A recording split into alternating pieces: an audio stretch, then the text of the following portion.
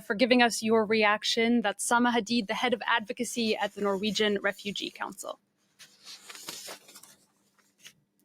It's day 2 of the 3-day presidential poll in Russia, a vote set to give Vladimir Putin another 6 years in power. All of his critics are either jailed or exiled, and his main opponent, Alexei Navalny, died suddenly last month in prison.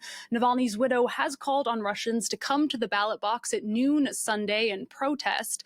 Meanwhile, the first day of voting saw a series of incidents, including dye poured into ballot boxes and fireworks set off at polling stations. Earlier, we spoke to our correspondent, Daniel Hawkins. He explained that the vote in Russia is not so much an electoral contest as a measure of support for Vladimir Putin's policies. It's the first Russian election to have a multi-day voting system that was brought in the 2020 constitutional election. It's also the first presidential election to have electronic voting. Russia used that system previously in the Duma elections.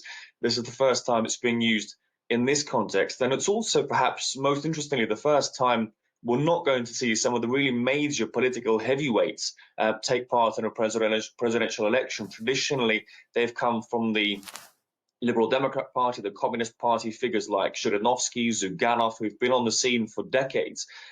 This time, we're seeing some real political lightweights taking part. Nikolai Kharitonov from the Communist Party actually ran against Putin